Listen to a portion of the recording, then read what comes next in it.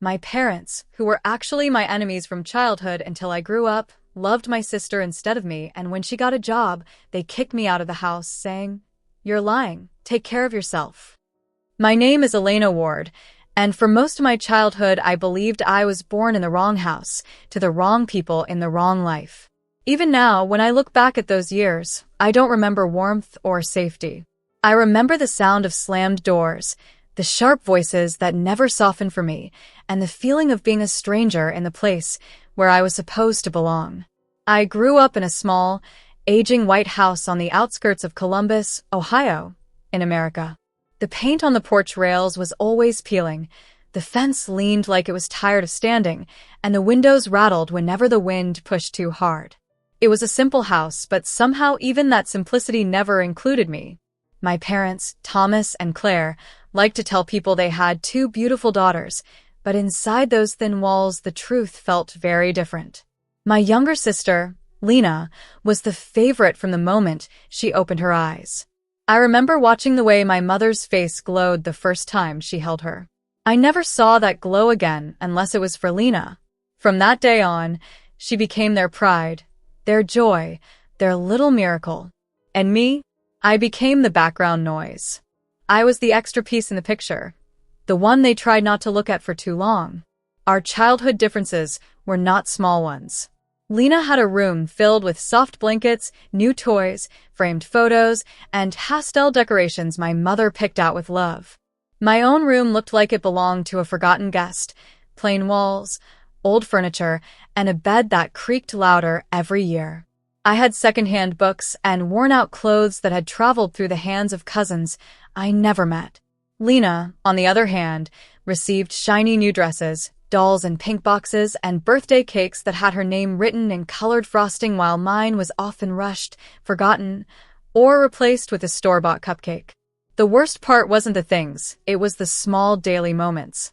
When Lena tripped, my mother rushed to her with soft words and gentle hands. When I tripped, she shook her head and muttered that I should learn to be careful like your sister. When Lena accidentally knocked over a glass, my father laughed and wiped it up himself. When I did the same, his face turned cold as winter frost, and he snapped at me as if I had done it on purpose. At school, I tried to make myself worth noticing. I studied harder than anyone else I knew. I stayed up late at a tiny desk beneath a crooked window, finishing homework by the dim light of a cheap lamp. Numbers made sense to me. They didn't shout. They didn't compare me to anyone. They didn't lie. If I worked, they rewarded me. If I messed up, they showed me the mistake without cruelty. I clung to that honesty like a lifeline. But even when I brought home perfect grades, my parents didn't care. My mother barely glanced at my report card before saying, "Your sister has a music recital next week. Don't make things difficult." That same evening, Lena handed them a certificate that said "Most Cheerful Smile," and they reacted as if she had won $100,000. They hugged her. They cheered. They showed the paper to neighbors. Meanwhile, I stood in the corner, still holding my own card, wishing they'd look at me for just 1 second with the same pride. Over the years, I tried to talk to them about how I felt. I tried to explain, gently at first, then desperately, that I felt invisible and unloved. Each time, they shut me down with the same cold words. "You're lying. You're too dramatic. You twist everything. Stop pretending to be a victim. Take care of yourself." It's strange how words can cut deeper than any knife. They didn't hit me, but their voices sliced me open in places no one could see. They trained me to doubt my own thoughts, to swallow my pain, to stand alone even when I was still a child. Still, somewhere inside me, a tiny spark refused to die. I think everyone has a voice inside them, small and stubborn, that pushes them forward even when the world tries to hold them down. For me, that voice whispered in the darkness of my room, "One day you'll leave. One day you'll build something better. One day they'll see what you could have been if they had just loved you." I didn't know it then, but those whispered promises would one day grow into something far bigger than I ever imagined. They would become the seed of a company worth $300 million, built by a girl everyone expected to fail. But before that, life in that house continued, day after day, year after year. Lena grew more confident, more adored, more perfect in their eyes. She had piano lessons, tutoring, and new clothes each season. I had chores, criticism, and the unspoken rule that nothing I did would ever be enough. She learned to smile sweetly in front of our parents, and they rewarded her for every tiny act of charm. Behind their backs, she sometimes smirked at me, knowing I would never catch up to her in their hearts. I remember one winter night clearly, a memory that stayed heavy on my chest for years. Snow was falling outside, soft and pale. I was sitting alone at the kitchen table, working through a math worksheet. My fingers were cold, and I could see my breath in the air. My father and mother were in the living room, wrapping presents for Lena's birthday. I knew none of the gifts were for me. I had known it since the day they bought the wrapping paper. But hearing them laugh while they folded the bright colors made something inside me break a little more. Still, I finished that worksheet. I remember thinking, numbers will save me one day. They won't forget me like people do. I didn't know when I would escape that house, or how, but I held on to that faint belief. I held on to the quiet hope that there was something bigger waiting for me outside of Columbus. Something that belonged to me, even if nothing else ever did. Back then, I didn't know the road ahead of me. I didn't know how far I'd have to walk alone, or how heavy the loneliness would feel. I didn't even know that the day would come when my parents would throw me out of that house and tell me to take care of yourself. But I did know one thing. I would leave someday, and when I did, I would never return as the girl they ignored. I would return, if I ever returned at all, as a woman they would never forget. By the time I turned 20, the house I grew up in felt less like a home and more like a place waiting for the day it could spit me out. Every wall carried memories I didn't want. Every room held a piece of a past I was desperate to escape, and every morning reminded me that I was living in a space where love had always been unevenly divided. It was as if the house itself knew I didn't belong there, and it made sure I felt that in the smallest ways.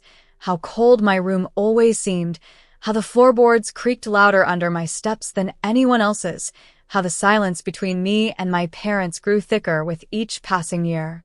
Lena, at 18, lived a different life entirely. She was soft-spoken, graceful, and always seemed to shine in the light my parents cast on her. Her hair was glossy and perfectly brushed, her clothes neatly chosen by my mother, and her voice always sweet around our parents, as if she had learned the perfect tone that unlocked their affection. I sometimes wondered if she even knew how much power she had in our home, or if she was simply using what she had been given. Every time she turned those gentle smiles toward our parents, they softened, melted, and praised her like she was a gift sent directly to them. I didn't have that skill. My presence rarely softened anything. One evening, while I was rinsing dishes in the kitchen, I heard the front door burst open. My father's heavy footsteps crossed the hallway quickly, and I could hear the excitement in his voice even before he appeared. "Guess what?" he shouted toward the living room. "Lena got the job. She's been hired at that bank in Richmond, Virginia." My mother let out a joyful cry, and the sound of their celebration echoed through the house. They hugged Lena, their words full of pride. "Our clever girl. She's going to make something big of herself. She'll bring real money to the family." I stood near the doorway, holding a chipped mug I had used for years, still wet from washing but suddenly feeling very heavy. Nobody turned to me. Nobody asked me if I wanted to hear the news. I was invisible as always. The whole evening felt like watching a scene I was never written into. Lena glowed with her new achievement while my parents fussed over her future, her plans, her bright path. I stayed in the kitchen until the noise faded, then quietly moved to my room with the same old ache in my chest. But later that night, something felt different. There was a heaviness in the air that I had never felt before. When my parents called my name, there was no anger or annoyance in their voices, just something cold and final. I walked into the living room slowly, and the TV was off. Both of them sat on the couch stiffly, as if they were preparing for a difficult task.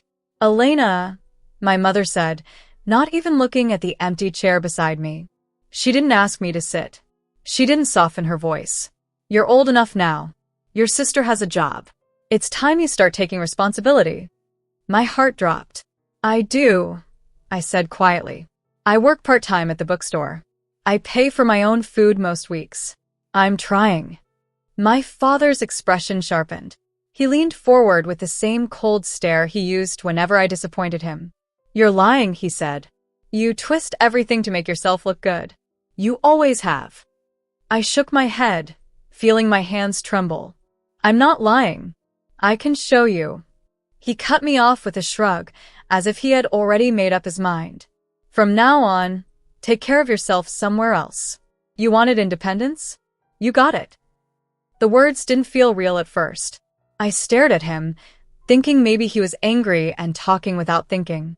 Are you kicking me out? He didn't even blink. You're an adult now. Go live your life. Your sister will carry this family. She's our hope. We can't keep supporting someone who doesn't help. My mother nodded. We don't need more drama, Elena. We need peace. Lena has worked hard. She deserves to shine without distractions. Distractions. That was all I was to them. A shadow in the corner, a noise they no longer wanted in the house. Those were the last words they said to me before the ground beneath me cracked open. I packed quietly that night because I didn't know how else to process the moment. I didn't scream or cry. I didn't argue. I simply folded my clothes into a small bag. 2 pairs of jeans, 3 shirts, a sweater that wasn't warm enough, and my worn notebook. I had $62 in my wallet. That was the price of their love, the value they saw in me after 2 decades. I stepped outside into the cold night air. The street was silent, the kind of silence that makes the world feel too big. I stood there for a moment, staring at the house that had shaped me, hurt me, raised me. Then I turned away and walked toward the bus station, my bag digging into my shoulder, my heart heavy but strangely free. At the station, under the dim lights, I bought a one-way ticket to Nashville, Tennessee. I chose it because it felt far enough to build a new life, but not far enough to leave America behind. I didn't want to run from the country. I wanted to run toward a better version of myself. When I arrived in Nashville, the first thing I found was a tiny room for rent in a shared house with peeling blue walls and a kitchen that smelled like old toast. My new roommate, Caroline, was a nurse working long shifts at a local hospital. She had kind, honest eyes and a laugh that filled up the whole room, something I wasn't used to but found comforting. One night, as we sat cross-legged on the floor eating cheap noodles, she looked at me thoughtfully. You're smart, Helena. You talk about business like it's in your blood. Why don't you start something of your own? I laughed softly. With what money? I have maybe $200 total. Caroline nudged my shoulder. Some of the biggest companies in America started with less. Your ideas are worth more than you think. Her words lit something inside me. Something small, something trembling, but something real. That night, after she went to bed, I opened my notebook and wrote 3 words that would change my entire life. My own company. It sounded impossible. It also sounded like the first step toward freedom. And for the first time in my entire life, I felt like I was walking toward something instead of running away. Starting over in Nashville felt like stepping out of a storm and into a world that didn't yet know my name. I woke up every morning in my tiny rented room, staring at the cracked ceiling that looked like it had been holding secrets for decades. My room was small enough that if I stretched my arms in both directions, my fingertips nearly touched the walls. The air smelled faintly of old wallpaper and the lemon cleaner Caroline used after long hospital shifts. It wasn't luxurious, but it was the first place in my life where I felt the possibility of becoming someone different, someone stronger. My days began at the grocery store where I worked as a cashier. It was nothing glamorous, just a small market on the corner of a busy Nashville street. But it became my classroom. I watched people more closely than I ever had in my life. How they walked, what they bought, how long they paused before choosing something. I noticed which items disappeared from the shelves within hours and which ones stayed untouched for weeks. I learned that people cared more about a product story than its price. A candle made by a woman in a small town sold faster than one made by a big brand. A handmade soap with a simple label attracted more attention than a perfectly packaged one. It fascinated me. Every night, After locking away my apron and stepping out into the warm Tennessee air, I walked home with tired feet but an active mind. I made pasta with cheap sauce or ate toast when I was too exhausted. Then I sat at my little desk, opened my old laptop, and studied. I watched free online business lessons, read articles about entrepreneurship, and wrote down every idea that came to me, no matter how strange or impossible it sounded. My notebook quickly filled with thoughts, diagrams, and hopeful plans. The real beginning came one night when I calculated that I had $180 left after rent and food. Most people would save that. I invested it. I bought a basic website template and a domain name. I called my company True North Market because, for the first time, I felt like I was following the quiet inner compass that childhood had tried to break. True North Market started with just 3 artisans I found online, one who made candles in Portland, Maine, another who crafted natural soaps in Savannah, Georgia, and an artist from Boise, Idaho, who painted landscapes inspired by American forests. I emailed them personally and told them I wanted to help them reach customers across the country. They agreed, happy to be part of something new. When I launched the website, nothing happened at first. For 2 days, the only person who visited the site was me, refreshing the page to make sure it still worked. But I didn't give up. I posted about the products everywhere: social media, online groups, community pages. I wrote short descriptions about the makers, their towns, their dreams. Slowly, people started to notice.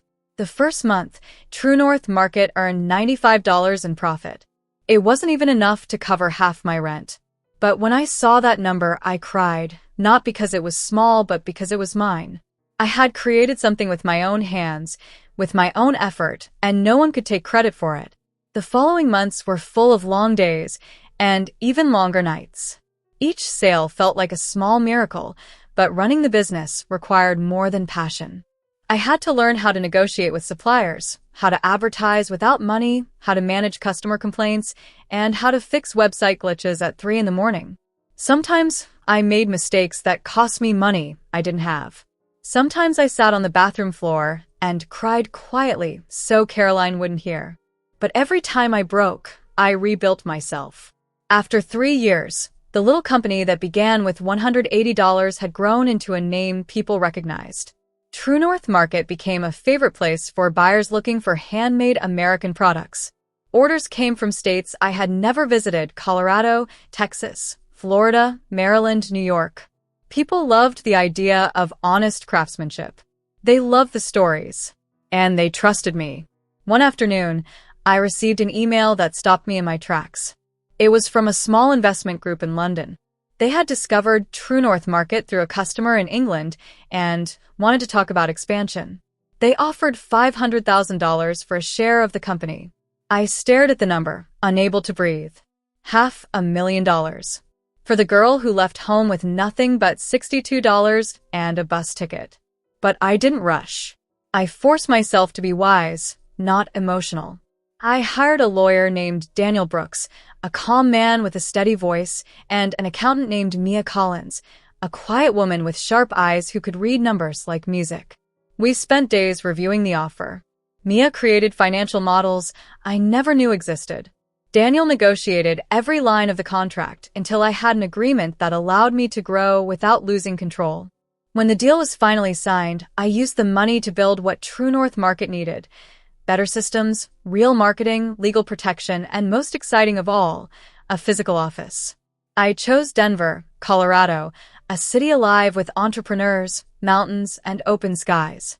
The office had glass walls, bright lights, and a view that made me believe the world was bigger than the girl my parents once dismissed. I hired my first real team: designers, marketers, logistics coordinators, customer support agents.